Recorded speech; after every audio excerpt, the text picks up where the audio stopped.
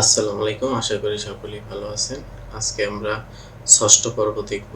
আমরা গেছেবার ৫ম পর্ব দেখেছিলাম।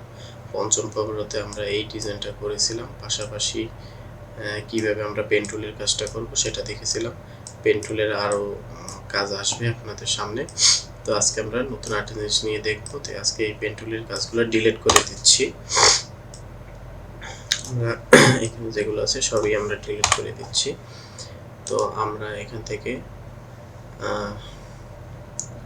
রেক্ট্যাঙ্গেল টুল নিলাম। এখান থেকে আমরা একটা বক্স আঁকলাম। তো বক্সের ভিতরে আমরা একটা কালার দিয়ে দিচ্ছি। বাইরের যে স্টক কালারটা ওটাকে আমরা নান করে দিচ্ছি। বাইরের স্টক কালারটা নান না করলে আমাদের বাইরের একটা কালার দেখা যাবে, এর জন্য। আর আমরা চাইলে কালার রাখতেও পারি, সেটা আমাদের ব্যাপার। তো আমরা যদি বাইরে যাই একটা কালার বর্ডার দিয়ে দিলাম এক সাইজ। চাইলে আমরা একটা 2 দিতে পারি, 3 দিতে পারি। আমরা 1 দিলাম, 2 দিলাম, ওকে। তো আজকে আমরা দেখব এই যে pen tool, anchor point tool, তারপরে add anchor point, delete anchor point. আজকে আমরা পেন টুলের ভিতরে যে আরও যে 3টি অপশন আছে এইগুলোর কাজ দেখব। তো আমরা প্রথমে একটা ঘর নিলাম। এখন আমরা এসে গেলাম পেন টুলের যে বক্সে গেলাম। তা এখন দেখবো অ্যাড অ্যাঙ্কর টুল। অ্যাড অ্যাঙ্কর থেকে আমরা এখানে একটা ক্লিক দিলাম। আর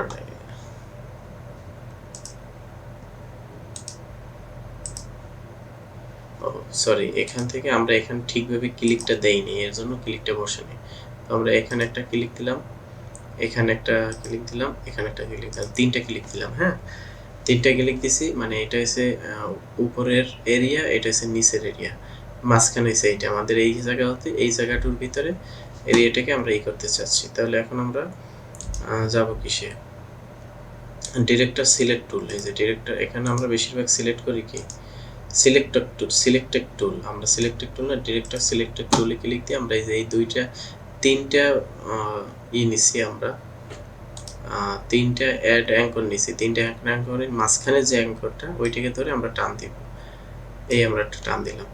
আর যদি আমরা এই উপরেটা আর এটা যদি না নিতাম তাহলে আমাদের পুরোটা হতো। যেমন আমরা আবার একটু রিফ্রেশ যাই, পিছে যাই, ব্যাকে যাচ্ছি, আমরা কন্ট্রোল জেড চাপ দিয়ে, ওকে। এখন আমরা অ্যাড অ্যাঙ্করের টুলে চাপ দিয়ে মাঝখানে একটা ক্লিক দিব। তারপরে আমরা ডিরেক্ট সিলেকশন টুলে ক্লিক দিয়ে আমরা এখান থেকে এই একটাই হবে, এর জন্য আমরা ওখানে ভাগ হয়ে গেলাম। তা এখান থেকে যদি আমরা আবার অ্যাড অ্যাক্টরে ক্লিক দিয়ে এখানে একটা, মাঝখানে একটা, আবার এখানে একটা যদি দিই, ঠিক জায়গা মতো যদি না পড়ে তাহলে কিন্তু হবে না। এখন আমরা ডিরেক্ট সিলেকশন টুল দিয়ে এইখানে ক্লিক দিলে এখানে দিলে এখানে হবে, অথবা এখানে দিতে পারেন। আপনার যেখানে ইচ্ছে আপনি সেখানে দিবেন, অথবা এখানে দিতে পারেন। আর মাঝখানে যে একটা পুটুলি আসছে ওইটা যদি আমরা টান দিই তাহলে জিনিসটা রাউন্ড হয়ে যাবে। এই যে রাউন্ড হয়ে যাবে, জিনিসটা আশা করি বুঝাতে পেরেছি।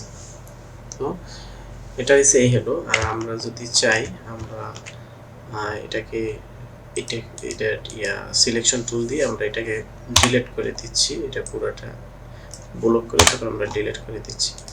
আমরা রেক্ট্যাঙ্গেল টুল নিলাম, এখান থেকে আমরা একটা বক্স আঁকবো। বক্স আঁকলাম, স্টক কালারটারে আমরা নান করে দিলাম। এই মনে করেন আমাদের একটা পেজের ভিতরে একটা সাইডে কালার। তো কালারটাকে আমরা একটু চাইলে পরিবর্তন করতে পারি। এখন আমরা যদি ডিলিট অ্যাক্টর দিই, তার ডিলিট দিয়ে যদি এখানে ক্লিক দিই, এখানে ক্লিক দিলে এই কোণাটা ঠিক মতো পড়ে নাই, এই যে কোণাটা পুরো ডিলিট হয়ে গেছে। তো আমরা কোণা চাচ্ছি না, আমরা চাচ্ছি এখান থেকে এই পর্যন্ত আসবে। তাহলে আমরা কন্ট্রোল জেড চাপ দিয়ে পুরোটা আবার আনি। তারপরে আমরা এখান থেকে ওই সেই আগের পয়েন্ট অ্যাড অ্যাঙ্কর পয়েন্টে যে আমরা মনে করেন এখানে একটা ক্লিক করে দিলাম। তো এখন এখানে একটা ক্লিক, এই একটা চৌকা ঘর, তারপরে এই একটা ঘর, আর লাস্ট এই একটা আছে চৌকা ঘর আমাদের, যাকে আমরা বলি অ্যাঙ্কর। প্রত্যেকটা চৌকা ঘর এসে এক একটা অ্যাঙ্কর। তাহলে আমরা মাঝখানে একটা সিলেক্ট করে দিলাম। তো এখন যদি আমরা এখানে যে ডিলিট অ্যাঙ্কর পয়েন্টে ক্লিক দিয়ে যদি এই কোণাটায় ক্লিক দিই, তাহলে আমাদের এই পর্যন্ত ডিলিট হয়ে গেল, পুরোটা কিন্তু ডিলিট হলো না। ঠিক একইভাবে আমরা অ্যাডং যদি এখান থেকে অ্যাড অ্যাঙ্কর দিই, এখানে একটা, এখানে একটা, এখানে একটা, এখন যদি আমরা ডিলিট সিলেকশন টুল দিয়ে যদি এটা টান দিই, তাহলে এটা আমাদের হয়ে গেল। আর এই মাঝখানে এটা দিয়ে যদি টান দিই, আমাদের কোণা না থেকে এটা রাউন্ডে পরিণত হয়ে যাবে। ওকে, তো এখন আমরা দেখব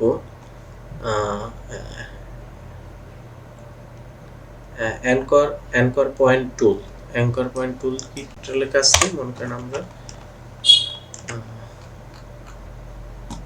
অ্যাঙ্কর পয়েন্ট টুলের কাজটা দেখব। আমরা একটা চৌকা, একটা ঘর নিলাম, এই একটা ঘর নিলাম।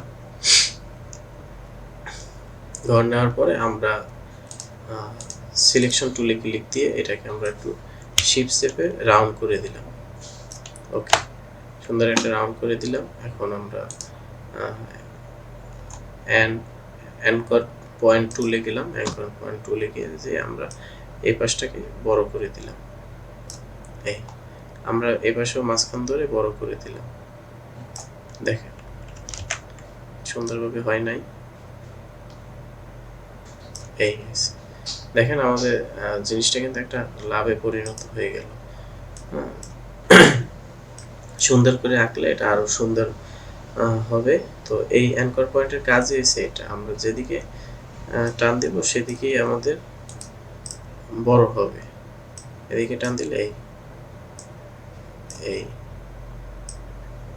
অ্যাঙ্কর পয়েন্টের কাজ হয়েছে এই, এটাকেই বলে অ্যাঙ্কর পয়েন্টের কাজ। দেখা যায় আমরা অনেক সময় ওয়েব ডেভেলপের কাজের ক্ষেত্রে আমরা অ্যাঙ্কর পয়েন্ট ইউজ করতে পারি বিভিন্ন ডিজাইনের কাজের ক্ষেত্রে। মনে করেন এরকম আমি একটা ডিজাইন চাচ্ছি, এরকম ডিজাইনের মাঝখানে এখন আমার একটা জাস্ট ছবি থাকবে। মনে করেন এখানে এই একটা আমার ছবি থাকবে, এই মনে করেন আমার ছবি, আমার ডিজাইনের ভিতরে এরকম একটা ছবি থাকবে। এর জন্য অ্যাঙ্কর পয়েন্টের কাজ। ওকে, তো আজকে পেন টুল তো আগেই দেখাইলাম পঞ্চম পর্বে, ষষ্ঠ পর্বে অ্যাঙ্কর পয়েন্ট টুলস দেখালাম, অ্যাড অ্যাঙ্কর পয়েন্ট দেখালাম, আর ডিলিট অ্যাঙ্কর পয়েন্ট দেখালাম। আজকের ভিডিওটি এই পর্যন্তই।